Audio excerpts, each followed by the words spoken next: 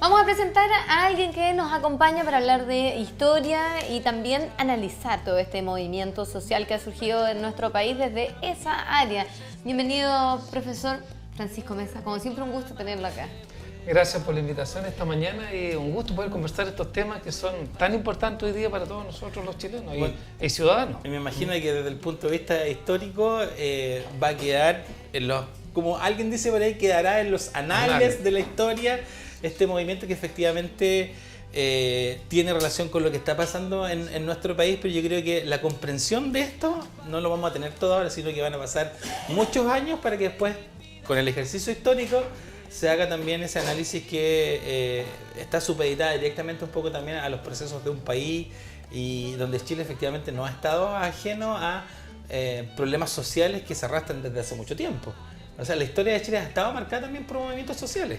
Efectivamente, como a principios del siglo XX, ¿no es cierto?, la huelga de la carne, posteriormente con Iván y con González Videla, una serie de procesos históricos y que es parte de la historia de los países, cada uno de los países del mundo. Y a nosotros nos ha tocado vivir en estos días, ¿no es cierto?, ya 10 días prácticamente de todo este proceso. Y bueno, y tenemos que ir analizando, sacar conclusiones, qué es lo mejor. Nadie tiene una varita mágica para decir esto es lo que hay que hacer, sino que, como hemos visto, la ciudadanía se ha abocado a las calles para manifestar su descontento con una serie de cosas que se han mencionado en los medios, en la televisión, y por lo tanto, a lo mejor es el momento de seguir dialogando, seguir conversando, porque todos queremos lo mejor para Chile, nuestros hijos, los tíos, los abuelitos, y para que realmente el país pueda seguir creciendo. Yo creo que es un alto que tenemos que dialogar, reflexionar profundamente qué nos pasó, de dónde se originó todo y cuál es la labor en un Estado de Derecho, ¿no es cierto?, de lo que hay que hacer con nuestras instituciones, con nuestros diputados, con nuestros senadores y sobre todo yo creo que un elemento muy importante, los alcaldes de Chile. Ellos conocen la realidad local, regional, entonces por lo tanto ellos conocen muy bien y serían muy buenos veedores de toda esta situación. ¿Cómo pasa, perdona Álvaro, cómo se ve y se asimila desde el punto de vista de un profesor de historia todo esto que está pasando? Que todos nos hemos dado cuenta y ha sido conversación en distintos lugares, va a quedar en la historia de Chile. ¿Y cómo se asume eso, asumiendo esta noticia un tiempo atrás con intentar hacer electivo el ramo de historia? Bueno, la historia ¿Esto sería misma, argumento suficiente para...? La historia misma se hace presente en este instante y más que nunca hoy se recalca la importancia de conocer la historia de lo que está pasando. Entonces, para nosotros como profesores de historia, en este instante están los insumos. Estos son los insumos, muchas veces le conversa con los alumnos, los procesos históricos, los antecedentes, las consecuencias, pero aquí estamos viendo, estamos dentro de un proceso, nosotros mismos nos hacemos partícipes de este proceso. Y es tremendamente difícil, ¿no es cierto?, saber qué va a venir. No sabemos qué puede acontecer, pero yo creo que es el comienzo de un proceso y nuestras autoridades, nuestras instituciones tienen que estar atentos. ¿Cuáles van a ser los cambios que necesitamos hoy día? En el corto plazo y en el largo plazo. Cosas concretas para que la persona que nos está viendo en la televisión, la que está en la casa, el estudiante, el ciudadano, el papá, la mamá, el tío, oye, escuchen, perfecto, esto es lo que quiero. ¿Qué indicios de nuestras autoridades nos dicen? Vamos a hacer esto de aquí al día viernes, por ejemplo, de aquí a la próxima semana, de aquí a un mes más. Quieren ver hechos concretos y no tan solo palabras. Bueno, de hecho, usted muy bien lo sabe como profesor de historia. Me imagino que en aquellos años en la universidad, cuando estudiaba, hay ciertas teorías un poco también para poder entender los procesos históricos y por ahí ciertas, no sé si dogmas históricos que tienen que ver a veces que conocerás para conocer el pasado hay que, bueno, el presente por el pasado y el pasado por el futuro, bueno, tantas teorías históricas que hay y lo otro que efectivamente hay muchos historiadores también que son más pragmáticos en decir que efectivamente la historia vuelve a ser cíclica siempre, de alguna u otra manera termina volviendo quizá a los comportamientos básicos sociales que son patrones un poco de todo el mundo. Pero más allá de eso, quiero un poco que volvamos a que hoy día efectivamente estamos viviendo una manifestación social y yo la quiero conectar precisamente con lo que hablamos tiempo atrás, porque incluso se colocaba ahí en tela de juicio efectivamente si era importante o no la historia y valga un poco la redundancia de lo importante que es. Efectivamente, si no tenemos una memoria histórica, evidentemente no vamos a tener una identidad como país. Yo creo que ahí también hay un dejo importante, efectivamente. No estamos obligando a la gente que efectivamente que tenga su biblioteca llena de libros, pero sí yo creo que es importante un poco conocer la estructura de cómo se ha formado un país para poder tener una opinión válida y imagino que también poder tomar partido con respecto a lo que estamos hablando recién, pues, ¿qué es lo mejor para nuestro país? Efectivamente, como tú lo dices, bueno, hoy día de acuerdo a los nuevos planes y programas, de séptimo hasta segundo medio y tercer y cuarto medio electivo. Y más que ahora nunca, debemos hacer hincapié qué importante es nuestra historia. O sea, es fundamental hoy día, si no conocemos lo que sucede en nuestro país, en nuestra región, en nuestra comuna, bueno, ¿con qué elemento yo voy a poder distinguir? Como no saber dónde se está parado. Exactamente. No, y hay otra cosa también importante porque hoy día se habla mucho, por ejemplo, y aquí yo le voy a tirar harto guiño a la historia, porque hoy día se habla mucho de cambiar la Constitución, que es la Constitución efectivamente que se instauró en 1980, en el proceso de dictadura de nuestro país, pero ustedes hagan el ejercicio efectivamente de todas las otras constituciones que también ha tenido nuestro país, que partieron desde el 1800 en adelante, y ahí uno puede investigar y entender por qué una constitución se modifica y después se cambia a otra constitución. Hace poquito también, antes de entrar en pantalla, estábamos hablando un poco de las crisis que ha tenido el país en el periodo, por ejemplo, el presidente Balmaceda, donde peleaban por el presupuesto del país. Entonces, hay hartas cosas que tienen que ver con manifestaciones sociales, manifestaciones urbanas que tienen que ver con que en aquellos años efectivamente no se quería esto, de repente los gobernantes decidían otro tipo de cosas, la gente no estaba de acuerdo, entonces nuestro país no ha estado ajeno a manifestaciones, y lo saca un poco también de la manifestación más presente que está, que es lo que pasó en el golpe de Estado de 1973, que es lo que más próximo tenemos, pero de ahí hacia atrás también hay muchas manifestaciones. Entonces esto no es un fenómeno nuevo, es un fenómeno que ha estado presente en nuestro país y vale la pena conocerlo. No, y vamos a seguir teniendo muchos procesos históricos y fenómenos de acciones sociales y de manifestaciones de la gente, porque al final, ¿qué queremos construir? O sea, todos los actores, todos desde el punto de vista uno educativo, desde el punto de vista jurídico, usted como medio de comunicación, crear una sociedad más justa. Ahora, ¿cómo vamos hacia allá? Es el camino, y por eso a través de la institucionalidad y de las formas que tenemos que ir acotando, y hoy día la gente se ha manifestado porque hay situaciones que no se han solucionado y que no es en el corto plazo. Entonces, por lo tanto, nosotros en el caso de educación se ha avanzado, pero aún falta más. Ya el día que, por ejemplo, que usted pueda la educación universitaria gratuita, no sé cuánto nos vamos a demorar, a pesar que hay un 60% de la mayor vulnerabilidad que estudia así, pero ¿qué pasa si podemos seguir avanzando en eso? Para que el día de mañana ese hijo, el hijo de usted, de todos los que estamos acá o de los que están en su casa, que no queden endeudados para el resto de una buena cantidad de años. Entonces, al final, desde, por ejemplo, cuando se aprobó la ley de educación obligatoria, ¿no es cierto?, en 1920, un gran paso. Pero de ahí en adelante se han seguido, cuando tú me enseñas las constituciones, procesos, y la clase política no está ajena, ellos son los que tienen que dirigir, y nosotros como comunidad, hacer estos espacios, crear estos espacios, como muy bien el programa que ustedes están empezando los martes y jueves, ¿no es cierto? Un cabildo abierto, la representación, como bien señala el concepto, de todos los actores de una comunidad, de una sociedad, en que plantean sus problemas. ¿Cómo podemos mejorar esta convivencia ciudadana, que es fundamental? Claro. Entonces, profesor, hagamos un poco de historia de manera educativa, lo más explicativa posible, en relación a cómo ha sido este periodo desde el 73, pasando por el 80, en donde surge ya definitivamente esta constitución que hasta hoy tenemos, y cómo se ve hoy en día también el país, cuáles son los mayores requerimientos que en aquella época se pedían, cuáles fueron las figuras importantes, porque siento que hoy en día, antes que ocurriera todo esto, en cenas familiares, en encuentros, uno siempre siguió escuchando el comunismo, todo lo que pasaba con el toque de queda, o salieron muchas series y cuestiones en general que fueron formando diferentes ideas que uno hoy en día ve de manera distinta en base a lo que ha pasado en las últimas 2 semanas en el país, pero en base a los hechos más históricos, ¿qué cosas vale la pena destacar viendo lo que pasa hoy en día en el país? Bueno, a partir de la década del 60 empezó una reforma de Macetero. ¿Ya? Posteriormente, en el gobierno de Eduardo Frei Montalva, vino la reforma agraria, ¿ya? Y es decir, buscando una sociedad más justa. Después vino el gobierno, ¿no es cierto?, de Salvador Allende, 1970 al 73.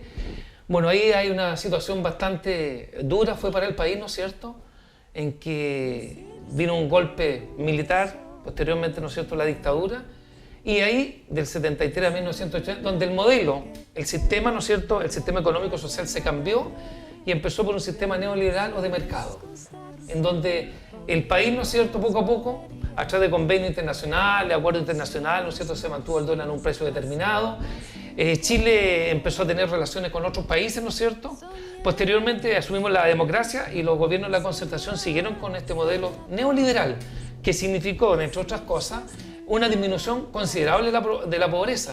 Se hizo reforma educacional, vimos también la reforma de los pingüinos, ¿no es cierto?, a partir de 2006, con la presidenta Bachelet. Los estudiantes salieron a las calles manifestando. Y este sistema siguió, ¿no es cierto?, avanzando. En el tiempo se hicieron una serie de reformas, ¿no es cierto?, y hasta llegar, ¿no es cierto?, después los gobiernos subsiguientes hasta seguir con este modelo neoliberal, pero que ya empezaba a mostrar unas ciertas fracturas. O sea, desprendo por lo que usted dice y por todo lo que uno ha podido recopilar de información, se habla mucho de ciertas privatizaciones que existen en Chile y que aparentemente somos un país en el que todo cuesta algo. Hay muchos otros lugares del mundo en el que todo es más público y no todo cuesta lo que cuesta acá en Chile. ¿Ahí es donde surge este cambio? Claro, en todos estos procesos de gobierno post constitución de lo que estaba pasando. Se discutía el cobre en la época del 70, la nacionalización del cobre. Exactamente. Entonces, bueno, se nacionalizó el cobre, se chilenizó, ¿no es cierto? Ahí está el presidente, bueno, Frei, el presidente Allende también. Y posteriormente, con la dictadura de Pinochet, ahí se empezó a privatizar todo. El agua, la luz, y como muy bien tú dices, Rocío, hoy día, si yo necesito algo, tengo que pagar. Ya. Y siguieron los gobiernos de la concertación con este sistema neoliberal y que se le hicieron haciendo una serie de reformas, pero aconteció que hasta llegar al día de hoy presentó, ¿no es cierto?, una serie de cosas que no, como hemos visto en la televisión, desde el sistema, ¿no es cierto?, de los fondos provisionales, de la AFP, de la salud, de los salarios. ¿Cuánto hace un tiempo, ¿no es cierto?, también se dijo que el sueldo mínimo hace bastante años se debería haber aumentado a 500.000 pesos y fue una... Pero ¿cómo se le ocurría decir a alguien eso? Ya, pero hoy día si vemos en los medios de prensa más de algún empresario dicen, sí, tenemos que meternos la mano más al bolsillo. ¿Y por qué no antes? Y no ahora, bueno, ¿no es cierto? Pero es que esa es también la gran disputa que se ha generado también en el último tiempo, haciendo alusión de que todo explotó también en este gobierno, en el segundo gobierno de Sebastián Piñera. Históricamente, efectivamente, siempre se pudo, muchos dicen, haber hecho modificaciones efectivamente cuando el Congreso tenía quórum para poder hacer ciertas modificaciones, y las discusiones están efectivamente de por qué no se hicieron. Esas son las grandes dudas que efectivamente también quizás necesitan ser respondidas. Y en el intertanto, efectivamente, mientras existía esta discusión, estas largas discusiones, tediosas discusiones, efectivamente, y por ahí mucho se ocupa la palabra pueblo, ciudadanía, seguía marcando el paso, seguía haciendo esto, terminando en todo lo que hemos conocido, este estallido. Entonces hay hartas cosas que efectivamente yo creo que valen la pena, y creo que como ejercicio histórico siempre es bueno tratar de un poco abstraerse de esto. Por eso yo creo que es muy difícil a veces analizar el proceso en sí en caliente, porque las miradas generalmente se abstraen para poder tener una perspectiva mayor de lo que ha pasado y lo que seguirá pasando. Ahora también en la época del 73, ¿no es cierto?, muchos fueron a estudiar en la Universidad de Chicago, los famosos Chicago Boys, y coincidió que el premio Nobel de Economía fue Milton Friedman, que estuvo en Chile, ¿no es cierto? Y ellos estudiaron con él, entonces aplicaron este sistema, apliquémoslo, a ver cómo nos va. Y efectivamente Chile creció a cifras macroeconómicas, le fue muy bien durante mucho tiempo. Hoy un país, fuimos como la joyita de... Pero se habla del jaguar de Latinoamérica. El jaguar de Latinoamérica, ¿ya? Y entonces Chile creció, sus cifras mostraron, ¿no es cierto?, que hubo un crecimiento. Incluso con el tiempo del presidente Elvin, Chile creció bastante. Claro, no sé si vio el video que publicó Amaro Gómez Pablos, que se hizo viral, en el que explicaba de una manera bastante gráfica, en solo 2 minutos. La teoría del chorreo. Claro, es eso lo que pasó en ese momento, ¿no? Entonces, efectivamente, y por lo tanto, bueno, los países, ¿no es cierto?, en este caso de Chile, creció, se hicieron una serie de reformas, porque no debemos desconocer que los gobiernos, desde que volvimos a la democracia, han hecho una serie de reformas en educación, en salud. Pero ha seguido quedando un grueso de la población con carencias importantes en distintas áreas. Muchas carencias, como muy bien tú dices, y no se han dado solución a todo esto. Ahora, ya que tocamos el tema del jaguar de Sudamérica, ¿cómo contextualizamos también históricamente a este gran continente descubierto por Cristóbal Colón, que hoy en día, sin ánimo de ofender, somos catalogados como sudaca de manera despectiva? Y es algo que uno también tiene que analizar y tiene que mirar a sus vecinos. Siento que a veces Chile se puede haber abstraído, haber, entre comillas, creído un poco mucho, pero seguimos estando en un continente que si miramos a nuestros vecinos están con problemas iguales o más peores. grandes que los que tiene Chile hoy en día. Entonces, dentro de este concepto de unión latinoamericana, ¿cómo también se ve Chile envuelto dentro del proceso histórico? ¿Siempre ha sido así? Bueno, en general, desde 1800 se creía, ¿no es cierto?, hacer una gran unión en América del Sur, y la verdad es que eso nunca... Simón Bolívar. Simón Bolívar. El sueño de Simón Bolívar. El sueño es de que una América unida, ¿ya? Pero la verdad es que Chile sí hemos tenido, nosotros no, en general hemos tenido permanentes problemas con nuestros vecinos. Con Perú, Bolivia, con Argentina. Hemos tenido guerras con hemos ellos. tenido, claro. Ya la guerra, ¿no es cierto?, la guerra de la Confederación Perú-Boliviana, el 36 al 39, después la guerra del Pacífico, 1879 al 83, los problemas que hemos tenido con Argentina, y aún hay límites que están pendientes. Claro, las pérdidas y ganancias de tierra. Correctamente. Entonces, como dicen, no somos una Latinoamérica unida. ¿Ya? Yo creo que nos falta mucho. ¿Ya? Nosotros, bueno, Falta en la mucho época... desarrollo y educación en general en todos estos Exactamente, países. y volviendo un poco al tema, ¿cómo nosotros, sin ánimo de odiosidades, podemos repartir una riqueza mejor? ¿Ya? Y por lo tanto, significa para nosotros como país, cómo crear estructuras para avanzar en una mejor forma, adecuadamente, y que yo o ustedes todos tengamos un sueldo adecuado, la gente que nos vea, a lo mejor, que sea más justo. Que no vemos esta injusticia que hoy día se ha manifestado a través de todo Chile. Claro, Disculpa, Rocío, no por nada, hoy día se expresa la gente con este concepto de clase política, porque efectivamente la clase hace alusión efectivamente a ese distanciamiento que efectivamente de personas que son igual que nosotros han hecho durante años también esa separación que hoy día se siente efectivamente, porque parte de los petitorios de la gente efectivamente que parte de la igualdad que tiene que ver con la igualdad, que todos podamos acceder a los mismos beneficios, también tiene que ver efectivamente con esa igualdad que tienen que entregar quienes nos gobiernan. Claro, Ahí también hay una... Y nuestras autoridades no pueden, por ejemplo, un diputado, ¿no es cierto?, de la República, o sea, decir con 9 millones que no le alcanza, o a un ministro que ya no están, que tiene que levantarse más temprano para tomar el metro, que compre flores. O sea, yo no puedo estar denostando a la población con ese, aunque sea con ese humor. O sea, no corresponde, porque efectivamente a lo mejor hay gente que se levanta muy temprano porque se muere 2 horas en llegar a su trabajo. Entonces, ¿cómo hacemos para llegar a una sociedad mejor y que todos debemos ayudar a construir? Bueno, como dice Álvaro, ¿no es cierto?, hay instituciones. Somos un país, siempre nos gusta ser que somos republicanos, ¿no es cierto?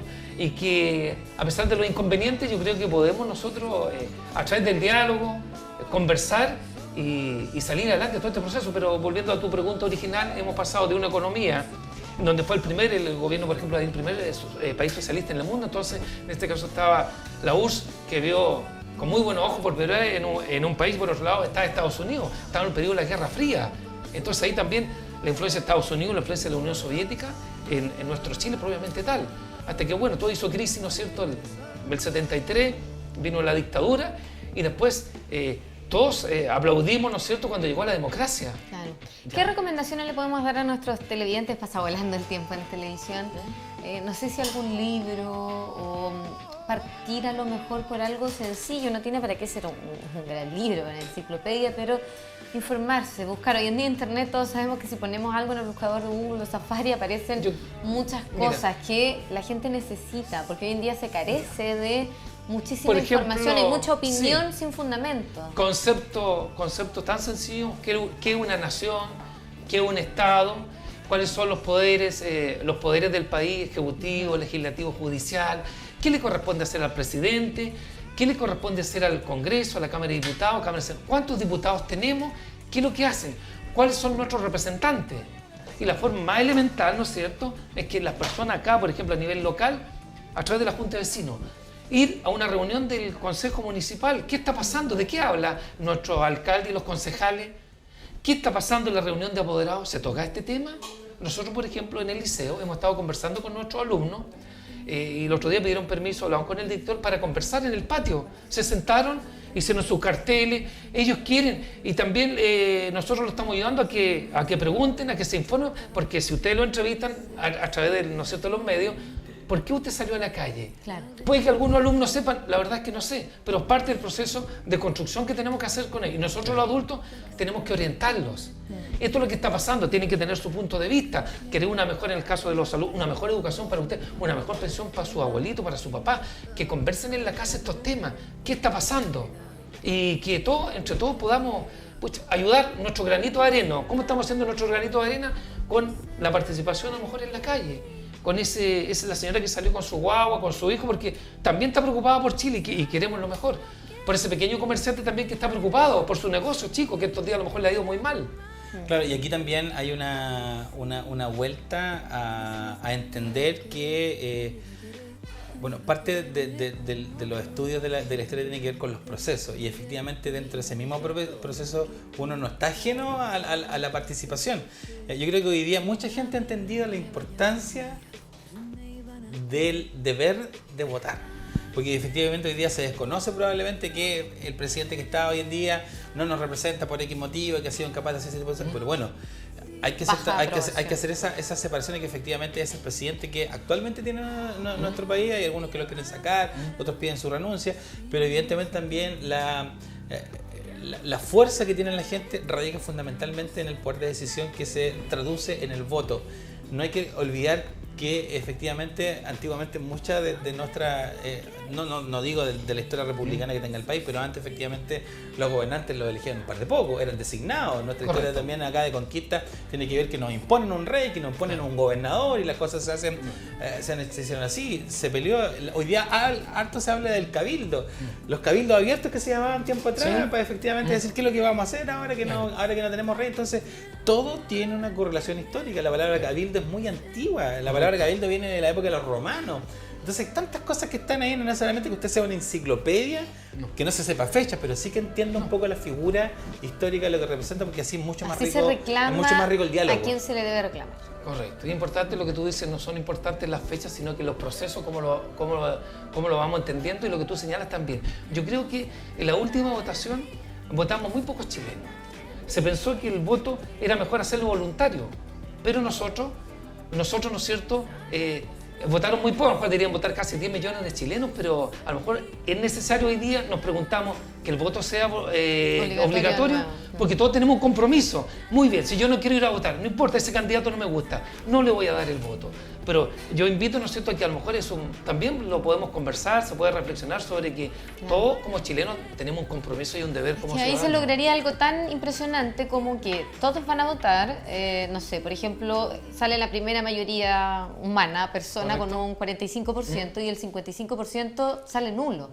Eso sería una cifra súper potente, pero tenerla, no dejar como estos ciudadanos no vinieron a votar, porque no se puede tener un catastro real y aseverarlo de qué es lo que están pensando. Y lo que sí, para a lo mejor terminar, yo creo que el sistema democrático, a lo mejor que ha creado el ser humano, porque a pesar de los problemas que podemos tener, nos invita a reflexionar y a ponernos de acuerdo. Y como muy bien dice Rocío, ¿no es cierto?, si hay una mayoría, el 50% más uno, bueno, aceptemos esa mayoría, pero invitar a que todos tenemos un compromiso con Sí, porque igual yo creo, yo entiendo, hoy día hay muchas cosas, está el ambiente exaltado, pero yo creo que va a llegar un momento donde uno va a poder analizar más fríamente esto, y creo que es importante el análisis histórico al respecto. Yo creo que mucha gente hoy día ha entendido la importancia del voto, lo que significa tomarse el tiempito y la raya por aquel persona que yo creo que lo va a hacer mejor, y creo que efectivamente va a gobernar en pos del sentido común. Y para finalizar, lo conversábamos fuera de cámara, la política no puede renunciar a su esencia, que es precisamente escuchar. Por algo son los representantes del pueblo. La política no puede renunciar a eso. Porque convengamos que su esencia es reunir los credos de la gente y tratar de entregarle la mejor solución, el arte de gobernar, para el beneficio del bien común. Y por ahí, citando quizás algunas palabras de alguien, decía, hay muchos políticos que yo creo que hoy día han abdicado su responsabilidad, y no tiene que ser así. Tiene que ser hasta el final. La cosa es darle una solución a las demandas de la gente. Gracias, profesor, por su visita. La historia los va después Gracias por la invitación esta mañana y bueno, me habría gustado seguir conversando este tema que es muy interesante y yo invito por último a los papás, a la mamá, a la gente que nos está escuchando hoy día, viene, ¿no es cierto?, a través de Contivisión, a que a través del celular hoy día puede buscar algunos conceptos, ¿no es cierto?, tan sencillos como los poderes del Estado, Congreso y otras palabras más, en vez si no tiene un libro cercano, pero puede acercarse a través de las redes, yo creo que va a encontrar muchas respuestas y dialogar. Sí. Eso yo creo que es lo más importante. Sí. Así que muchas gracias por la invitación. No, gracias a usted, profesor, siempre es un agrado. Así es, nos vamos a una pausa comercial a continuación y cuando estemos de regreso tenemos más para seguir compartiendo con ustedes, así que no cambien canal. Hacerle caso a la brisa, a irme resbalando detrás de tu camisa, no me convenció nadie.